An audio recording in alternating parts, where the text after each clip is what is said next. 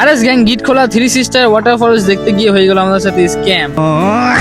আমরা 4 বন্ধু একসাথে সঙ্গ হয়ে বেরিয়ে পড়লাম গাজলডোবা উদলাবাড়ি হয়ে গিয়েছিলাম। গাজলডোবার সেই ফেমাস ব্রিজের উপরে একটু দাঁড়িয়ে ফটো তুলে ভিউ দেখতে দেখতে তিস্তা নদীর ভিউ দেখতে দেখতে এগোতে থাকলাম। একটা গ্রামের মধ্যে দিয়ে পাহাড়ের ভিউ দেখে পাহাড়ের রাস্তায় আমরা এন্ট্রি করলাম। লোকেশন দেখে আমরা এগোতে থাকি আর লোকেশন আমাদের ঠিক মতো কাজ করছিল না। আমরা এখন যে ভিউ পয়েন্টে দাঁড়িয়েছি এই ভিউ পয়েন্টের নাম হচ্ছে মানজিং ভিউ পয়েন্ট। আমাদের এখান থেকে গিটখোলা 3 সিস্টার ওয়াটারফলস এর ডিস্টেন্স ছিল 90 কিলোমিটার। আমরা 3 ঘন্টার মধ্যে কমপ্লিট করি, তারপরে সেই মেন জায়গায় পৌঁছে যাই। পৌঁছানোর পরে গাইস দেখতে পাচ্ছি তার সামনে আমাদের আরেকটা ব্রিজ যেটা ভেঙে গিয়েছিল, তার নিচে খুব জল ছিল জমা, এখানে স্নান করার মতো ভালো জল ছিল। আমরা একটু ট্রেকিং করে আশেপাশের লোকেদের সাথে কথা বলে শুনলাম যে এখানে কোনো ওয়াটারফলস নেই, শুধু নদী আছে। সেই জন্য পরে আমরা একটু খেয়ে দিয়ে আবার একটু ট্রেকিং করে ভাঙা ব্রিজের ওপর দিয়ে ব্রিজের নিচে নামতে দেখছি গাইস খুব সুন্দর ভিউ। তোমরা যদি চাও অবশ্যই এসে এখানে ঘুরে যেতে পারো গিটখোলা 3 সিস্টার ওয়াটারফলস। এটার জন্য একটা আমি লং ব্লগ দিব, নতুন একটা লোকেশন নিয়ে দেখা হচ্ছে খুব তাড়াতাড়ি। Tata, thank you.